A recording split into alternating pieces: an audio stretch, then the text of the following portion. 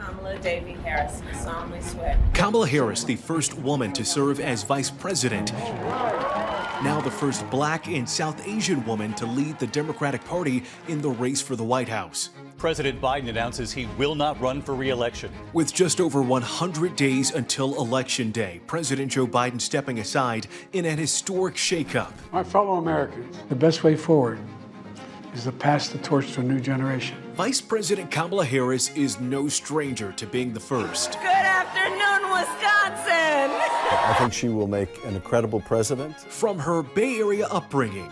Kamala's come from this neighborhood. She knows the steps from below to up high. To her historic run for the Oval Office. We speak to the people who grew up with her, worked for her, and covered her for decades. She gets all criticisms, very few compliments, but that's the nature of the VP's job. I wanted someone who was strong and who was ready to be president on day one. Will you pronounce your name for me, please? It's Kamala.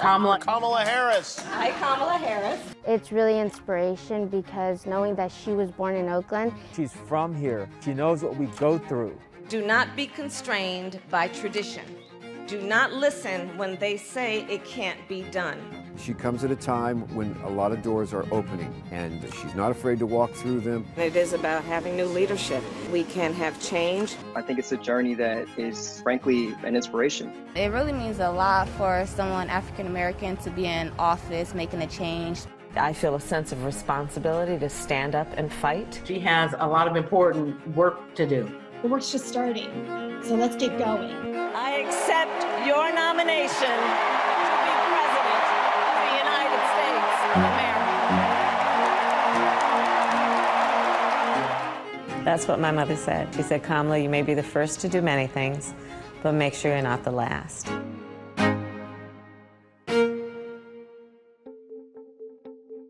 The road to the White House for Kamala Harris started here, on this block, Browning and Bancroft in West Berkeley. So this is West Berkeley. This is my house where I grew up, 2236 Browning Street. Because of a lot of redlining in the Bay Area, they ended up here in West Berkeley, which was predominantly black, brown, immigrant community. Lots of Caucasians here too, but a very integrated neighborhood. So this is where Kamala and I grew up. Not far from neighboring Oakland, the birthplace of the Black Panther Party, founded just 2 years after Kamala's birth at Kaiser Hospital in Oakland in 1964.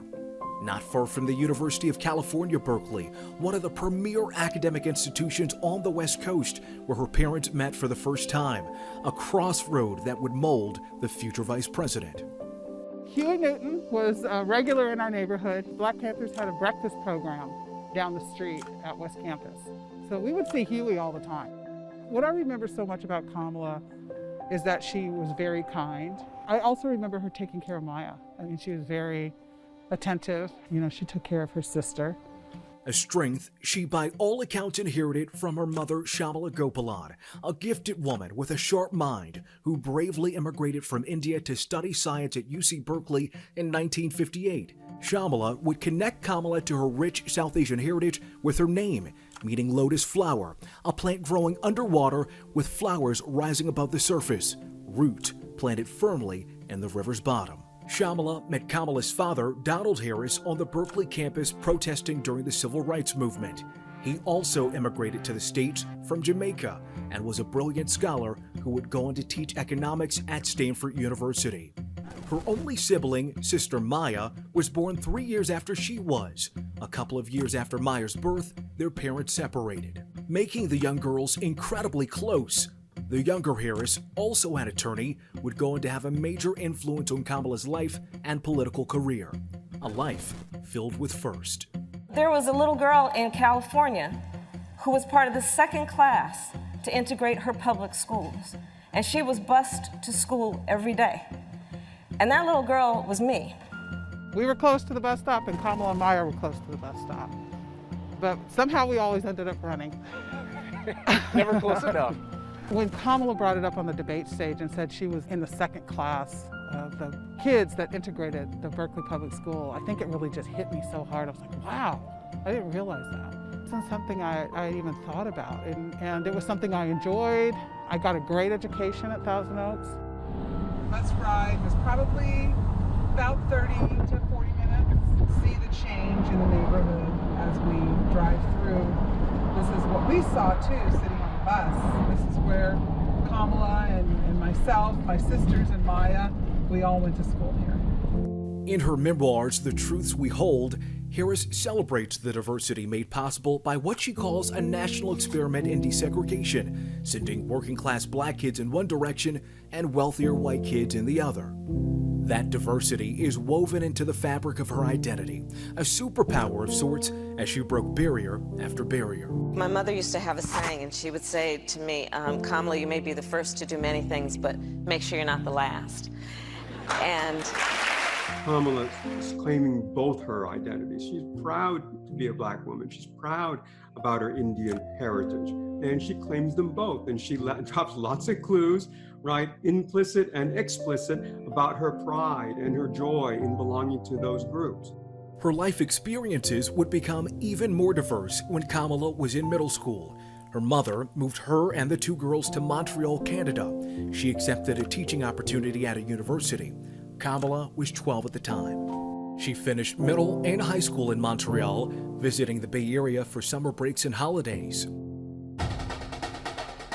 In the early 80s, Harris moved back to the States and took her first lap around the nation's capital, studying economics and political science at Howard University in Washington, D.C. Howard is often referred to as the Mecca, signifying its place as one of the most illustrious historically black colleges or universities in the entire country. I try to tell people that these are not just schools where African Americans or people from the African diaspora go to. They're schools that are really dipped in excellence. We've definitely been blessed to have had her on part of her journey, made sure that she was very well equipped and well prepared. But also, I think she gained her confidence, as she has said herself, for that next step. you could do anything and you didn't have to be confined by anyone else's idea of what it means to be black. The first African-American justice to sit on that Supreme Court was Thurgood Marshall, a Howard alum. What this will mean is that she would have cracked that glass ceiling, if not smashed it, with a Howard hammer. This is a fight to define what kind of country we are. And it's a fight to determine what kind of country we will be. And it's a fight to determine whether we are willing to stand up for our deepest values. Because let's be clear, we are better than this. She would pledge Alpha Kappa Alpha sorority her last semester senior year, gaining a greater sisterhood in the AKAs, the first historically African-American Greek-lettered sorority founded on Howard's campus. Harris graduated in 1986. By now, D.C. was known as Chocolate City for its majority African-American population that was reflected in its culture. The mayor was black arts and businesses flourished, and for the first time in her life, Harris found herself in the majority. She then returned to the San Francisco Bay Area, deciding to pursue a career in the legal field.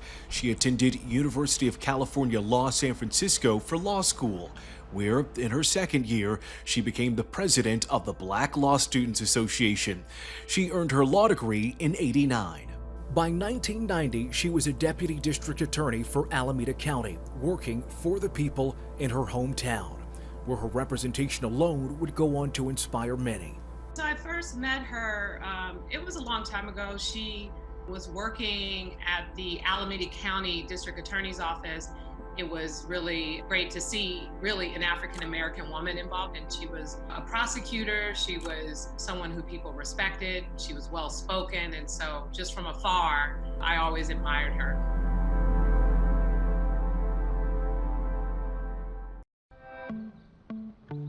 As a San Francisco Chronicle columnist, I've been covering the politics and the personalities of the Bay Area for as long as I can remember, maybe too long.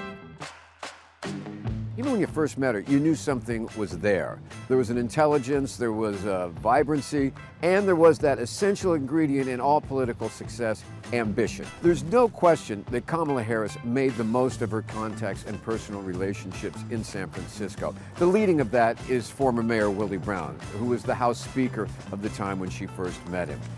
She would later date him briefly. He also sort of introduced her to the Nob Hill set and the Pacific Heights set.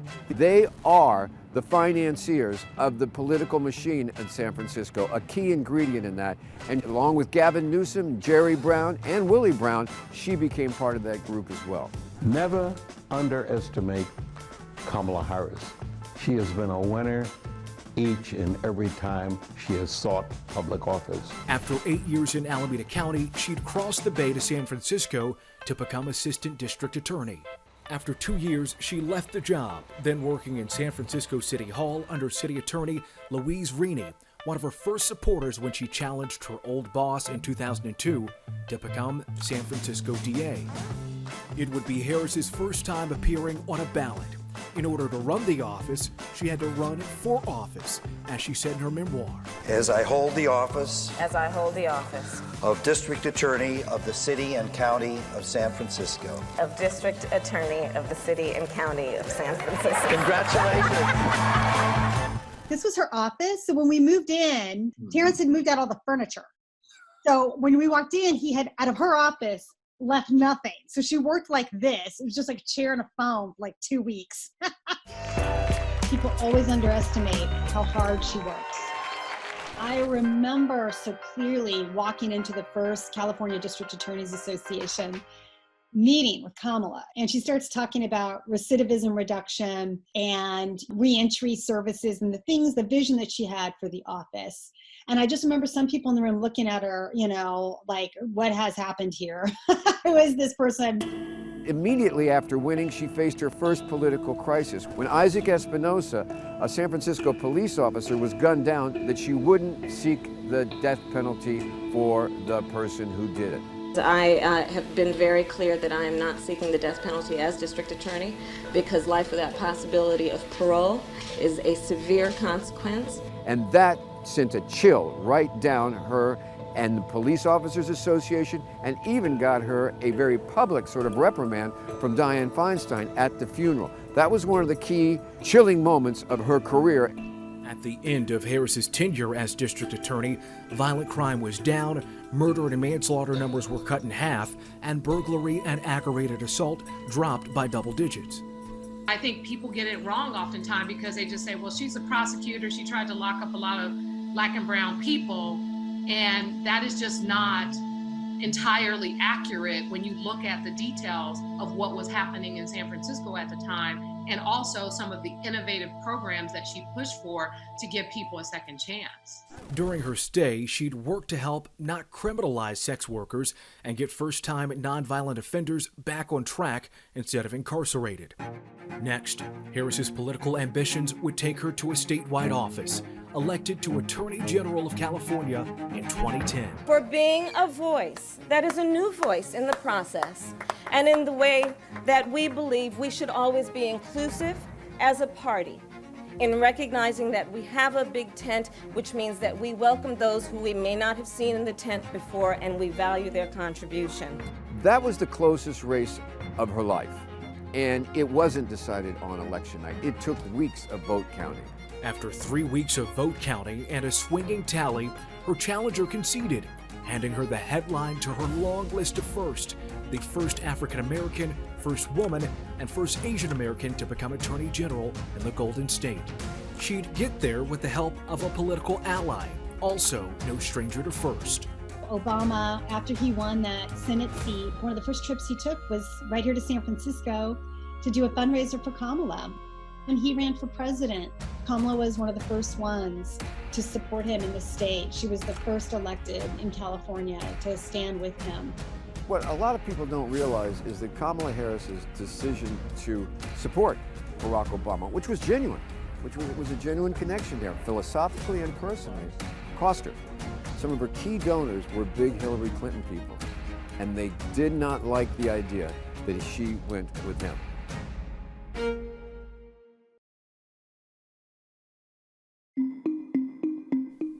During her time as Attorney General, she defended the state's use of the death penalty, despite opposing its use years earlier as San Francisco District Attorney, but also fought against voter-approved Prop 8, the state constitutional amendment which saw only marriage between a man and a woman as valid. The wedding bells are about to ring. During her tenure as California's top cop, she focused on school truancy by pushing criminal penalties for parents of children missing from school, a policy from her days as DA. Her team also improved DNA testing to clear backed-up state crime labs and rape test kits. Harris's office would write the manual on implicit bias training for police officers, support law enforcement wearing body cameras, and require all agencies in the state to collect data on people shot and killed by police. She sort of got to pick and choose what she was going to do, and she does that well. And so, she evolves over time and adapts with that. Soon, her voice would have a much larger platform. I will not be running for the Senate in 2016. No exploratory committees or coy responses for Attorney General Kamala Harris. In her Facebook announcement this morning, she says, "I'm launching my campaign to be a voice for the people of California in the United States Senate." Harris was the early favorite and landed a decisive victory on election night, thanks to major endorsements from then California Governor Jerry Brown, outgoing President Barack Obama, and his Vice President, Joe Biden. When she ran, that was almost considered like, is this the right move for her? Because at the time, it appeared that Hillary Clinton was going to be the president. And Kamala Harris, by being the newly elected senator from California, was going to be in the back, was going to go to Washington and likely would not be heard of for years to come. What happened was an election night. It wasn't Hillary Clinton, it was Donald Trump. On that night, she made that infamous, "We will resist, we will fight." She was the voice that came out of the West that night to the country and to the world. Do we retreat or do we fight? I say we fight. I intend to fight. I intend to fight for Black Lives Matters. I intend to fight for truth and transparency and trust. I intend to fight. I intend to fight for a woman's access to health care and reproductive health rights. I intend to fight against those naysayers who suggest that there is no such thing as climate change. I intend to fight for our environment. I intend to fight for the civil rights of all people, including those that we always fought for in terms of allowing them to marry the person they love. I intend to fight. And it was immediately picked up. Who is this person in California? And she instantly became one of the leaders of the resistance. And that moment created the Kamala Harris that is today. In the Senate, she put her prosecutorial prowess front and center, often making headlines and grabbing national attention. And it is incumbent on the Attorney General of the United States to fight for the civil rights of all people. I think you're thinking of someone and you don't want to tell us. A presence and moment that would be memed. It would eventually make her a household name, even if people tripped over it. With her election to the Senate, she shattered yet another glass ceiling, becoming the first Indian American woman and just the second Black woman to serve as a senator. And just 2 years into her tenure, she was ready to shatter expectations once again. I am running for President of the United States. Well, and I'm very excited about it. I'm running for president because I love my country. I love my country. I'm running to be president of the people, by the people, and for all people. Despite strong debate performances, that's why we need to pass the Equality Act, and a strong run in the early laps of the most crowded field of Democratic presidential hopefuls in history, she ran out of money and called it quits before the Iowa caucuses, ending her bid for the White House. It is with deep regret, but also with deep gratitude, that I am suspending our campaign today. But I want to be clear with you.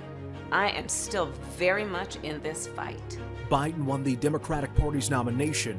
In the backdrop, racial tension spilled over into the streets, fueled by high-profile police killings of Black people.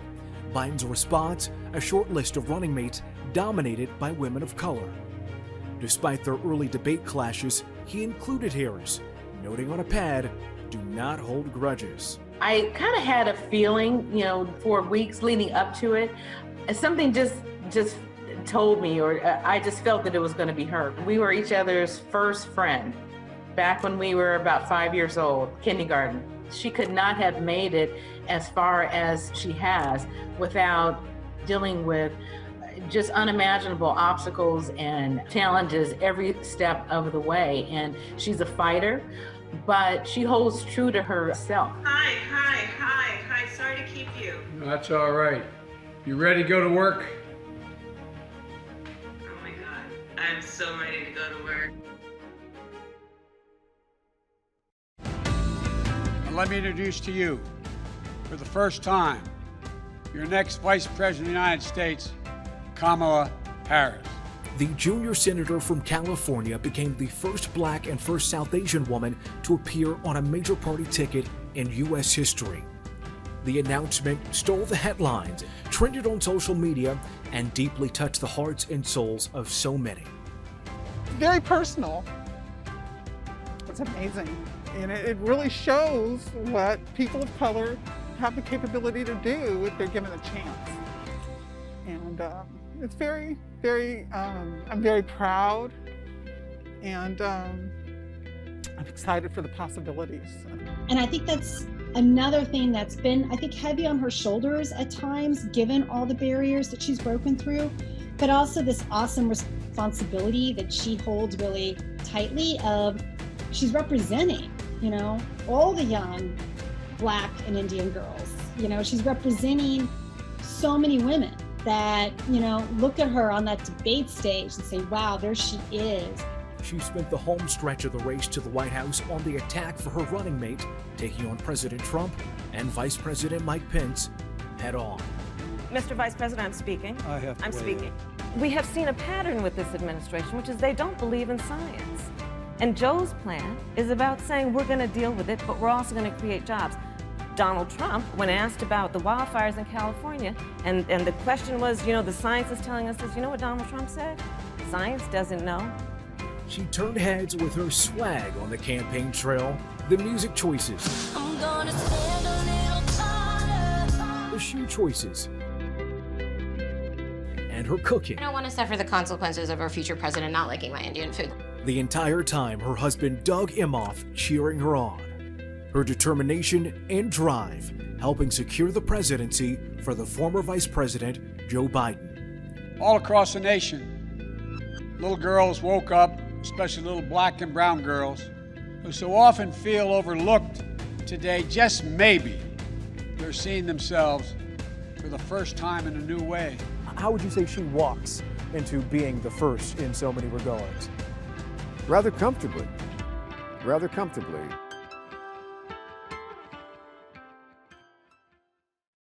Kamala Davy Harris, do solemnly swear. I, Kamala Davy Harris, do solemnly swear that I... January 20th, 2021, Kamala Harris sworn in as Vice President of the United States with husband Doug Imhoff by her side. The two writing a new page in history as the first woman, Black and South Asian American, to hold the second highest elected office, and Mr. Imhoff as the first ever second gentleman.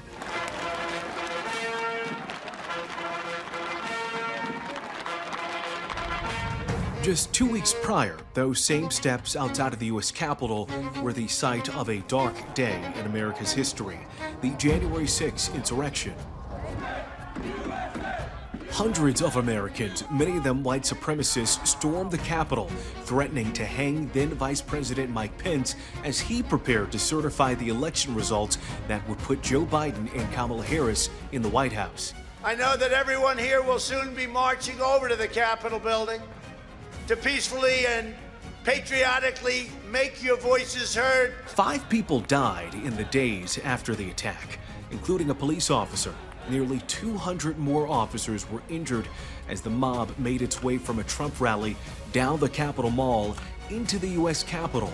Their goal, to stop the count of electoral votes, calling the election rigged in an echo of the former president, though there was no evidence to support that claim. The division so publicly telegraphed on that day, setting the stage for the tumultuous 4 years to come. Vice President Kamala Harris on her first international trip in Guatemala.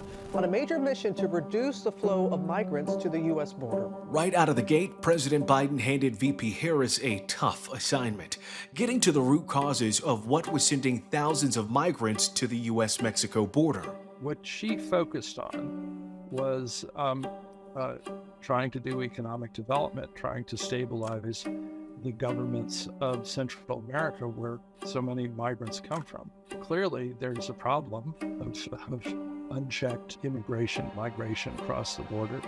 Well, President, Vice President, nobody ever has figured out how to deal with it. Harris stopped in Guatemala and toured the southern border as the crisis intensified, delivering this now infamous speech. I want to be clear to folks in this region who are thinking about making that dangerous trek to the United States-Mexico border. Do not come. Do not come. The goal of our work is to help Guatemalans find hope at home. The Biden-Harris administration was hammered by the right for inaction. Years later, Trump urged House Republicans to kill a bipartisan border deal in an effort to deprive the administration of a legislative victory. Poll after poll shows that the question of the southern border is tops in people's minds. If anything, she's going to have to come up with an answer, not only about what she did or didn't do when Biden asked her to go down and try to look at the root causes of why people are coming over, but also where it's going to go from here. In the months to come, the focus would shift from the unsettled issue of immigration to what was believed to have been a long-settled issue of abortion rights. I'm grateful to the Lord that Roe v. Wade's been overturned. Women without means will suffer.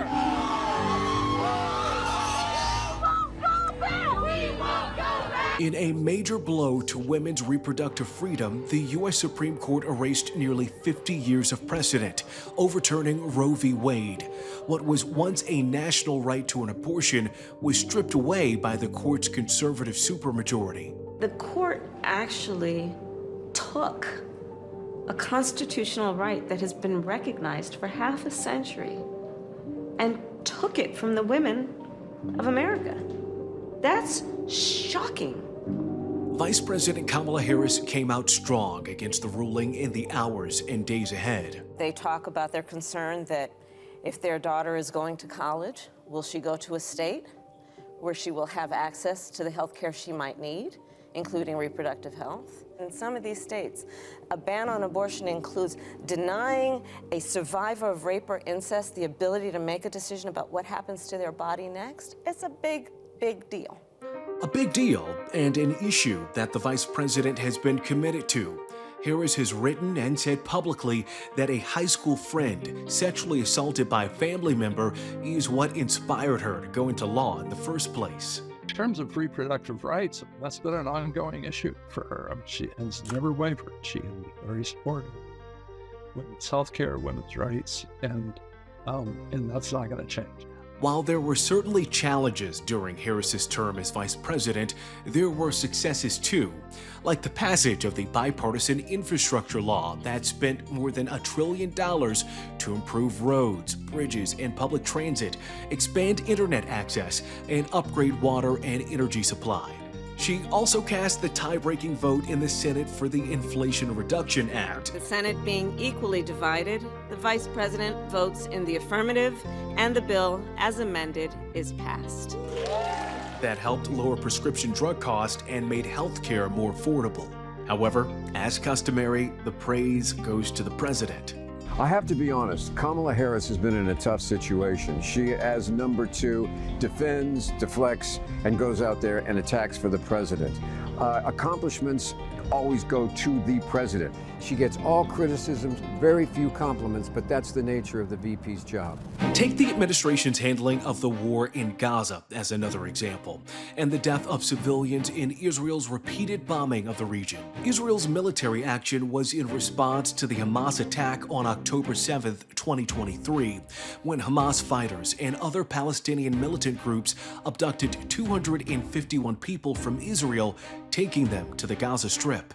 U.S. support of the war effort drew sharp criticism at home. Protests would stretch from the Bay Bridge and Golden Gate Bridge in the Bay Area to college campuses across the country and the nation's capital. Vice President Harris fell out of step with President Biden, calling for an immediate temporary ceasefire more forcefully than he had. And given the immense scale of suffering in Gaza, there must be an immediate ceasefire. For at least the next 6 weeks, which is what is currently on the table. The administration's support of the war in Gaza would plummet Biden's approval rating. It caused anxiety within the Democratic Party and led tens of thousands of dissatisfied Democrats to vote uncommitted in the 2024 presidential primary in key swing states like Michigan. Polls increasingly showed President Biden trailing former President Trump by several points as the two men marched toward a 2020 rematch and the 2024 race for the White House. American politics was in a pressure cooker, with the majority of voters saying, I don't care for either one at the top.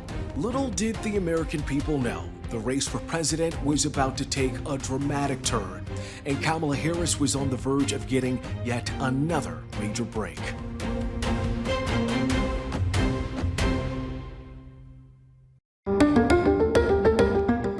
With more than 4 months to go before the 2024 election, President Biden and former President Trump went head-to-head in the earliest presidential debate ever scheduled. Making sure that we're able to make every single solitary person eligible for what I've been able to do with the COVID, with dealing with everything we have to do with, look, if we finally beat Medicare. The night was filled with gaffes for the 81-year-old president. I supported Roe v. Wade, which had 3 trimesters. The first time is between the woman and the doctor. Second time is between the doctor and an extreme situation. The third time is between the doctor, between the woman and the state. I really don't know what he said at the end of that sentence. I don't think he knows what he said either. That debate would mark the beginning of the end for President Biden's re-election bid. Some within your own party are wondering if President Biden should even step aside. What do you say to that? First of all, what we saw tonight is the president making a very clear contrast with Donald Trump on all of the issues that matter to the American people.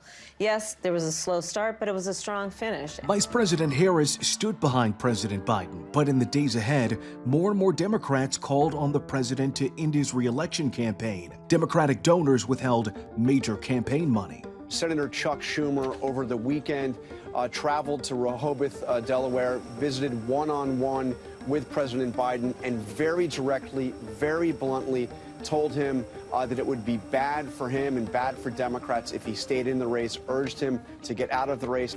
Well, I have the greatest respect for the president. We just wanted him to make the decision on how we best preserve that legacy. But the gaffes continued. Now I want to hand it over to the president of Ukraine, who has as much courage as he has determination. Ladies and gentlemen, President Putin.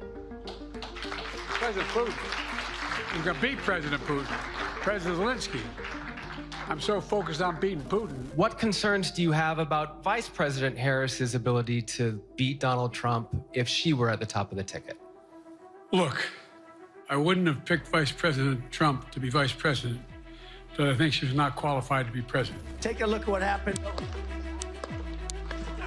What was already a contentious race for the White House nearly turned deadly.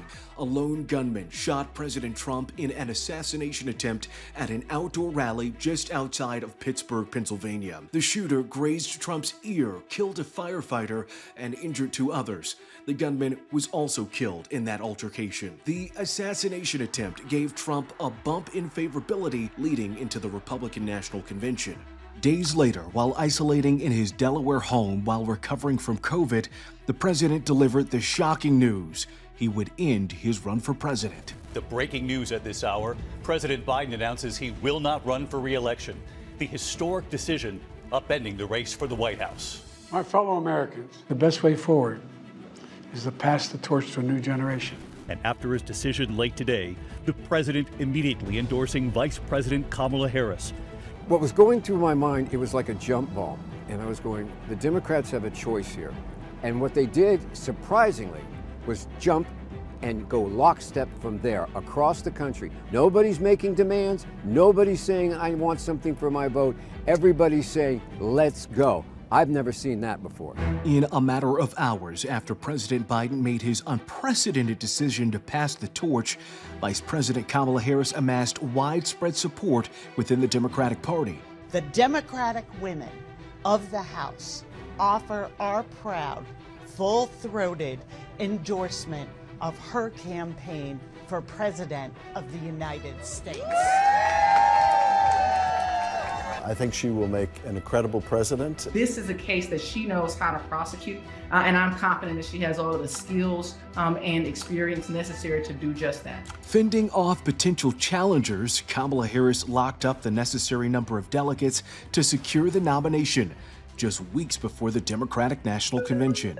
We called to say Michelle and I couldn't be prouder to endorse you and to do everything we can to get you through this election and into the Oval Office. Oh my goodness. Michelle, Brock, this means so much to me. I am looking forward to doing this with the two of you. For a lot of her career has been the recipient of breaks. This was thrust upon her. The job of the vice president is to take over when the president falls. She had no choice. It was right there. It was done. That's it. I'm sure she was as surprised as anybody else, but she has no choice. This is the #1 draft, and she is in it. Not wasting any time, Harris immediately hit the campaign trail. And I thank you also for your support over the years and for being the first union to endorse me this week.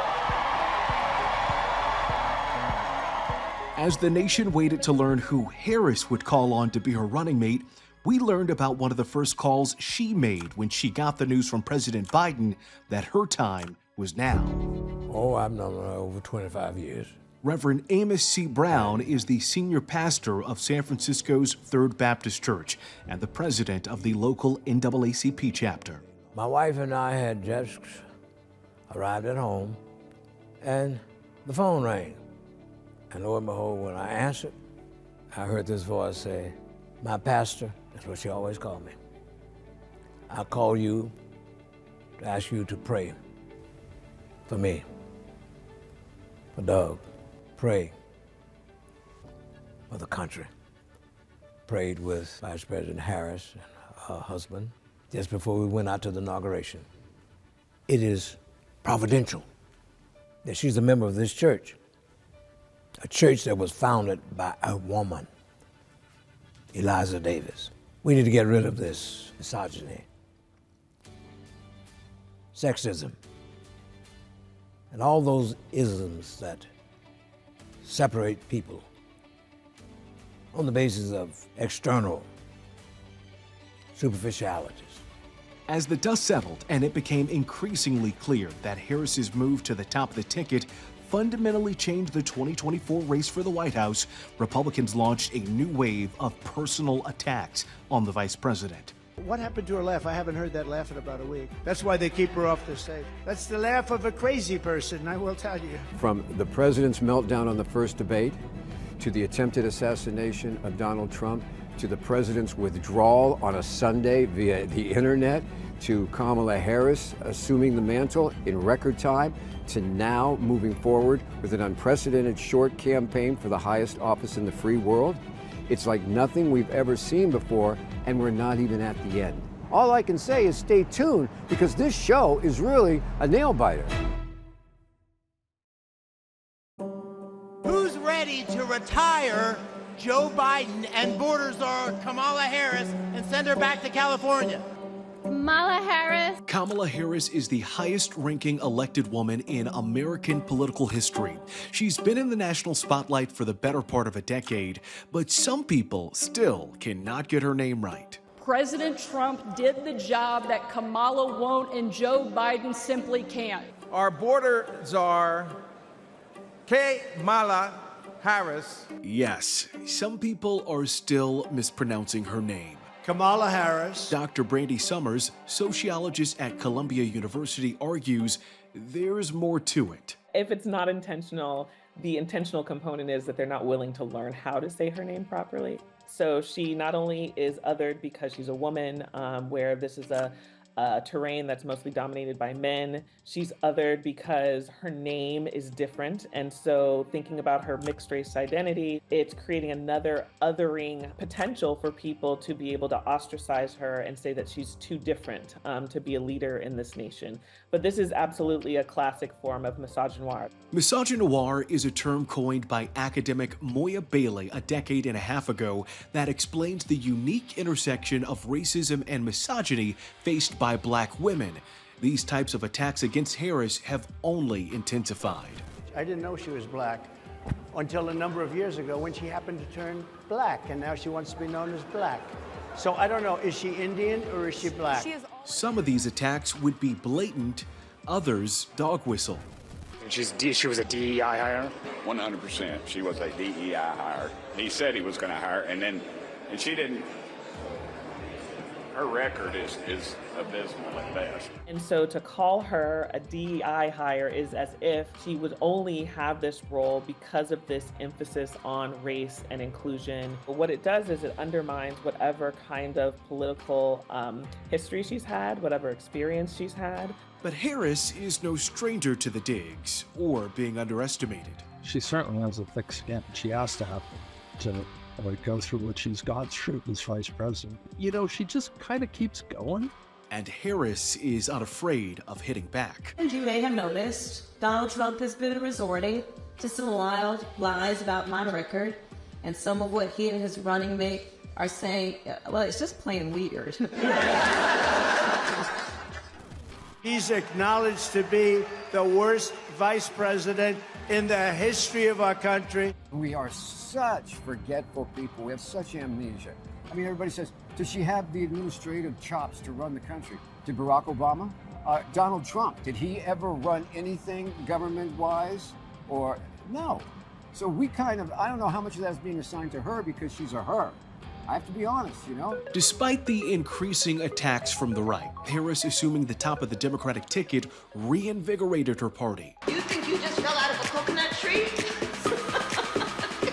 You exist in the context of all in which you live and what came. Her speeches would be memed and even turned into music videos. Harris would be called Brat in a good way by pop star Charlie XCX, giving her a boost on social media for Gen Z. The embodiment of Brat's spirit. Brat is the title of her latest album, hailed as a soundtrack for young feminists.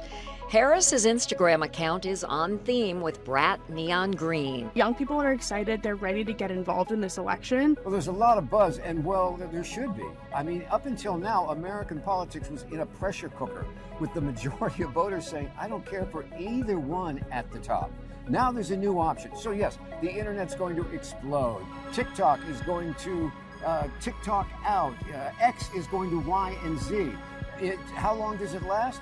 That remains to be seen. Politics is a series of sugar highs. And the question is, how long can you sustain them? That next sugar high? Harris announcing her running mate. The AP reporting over the weekend, Vice President Kamala Harris interviewed 6 potential running mates ahead of her most critical decision yet.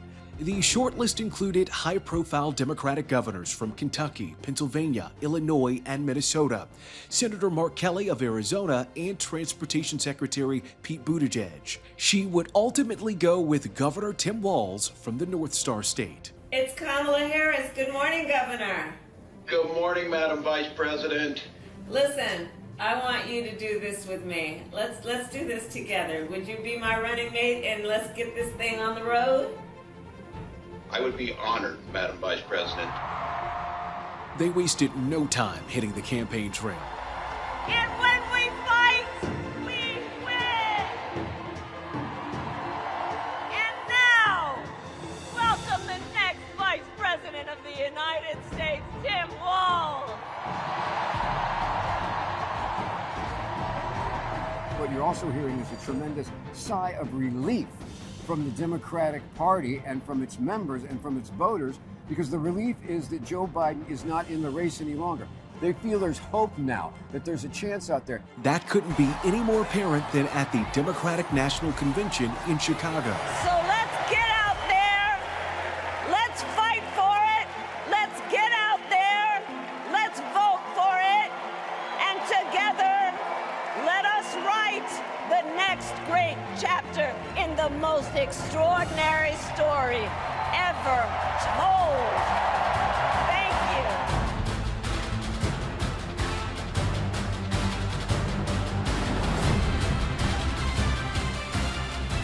An historic run, no matter the outcome, that continues to inspire. Someone who was in our position has gone so far, and I think it shows that, you know, history is not an indicator or a limiter of what is possible. You know, it gives me hope for like the future, seeing that like other people of color, other black individuals, you know, are making strides and are making a big difference in our political system. Kamala's way is the path, how she got from Oakland to the White House. But then it's also her style. Somebody who can be incredibly charming, incredibly engaging. She's also very tough. You know, the glass ceiling has been getting chiseled away with pretty regularly, you know, but it's still a nice thing to think about, breaking through the glass ceiling. But she broke it through to the vice president. She is really rooted in helping other people, in uplifting other people. That's who she is. Every time I see her, I see authentically Kamala Harris.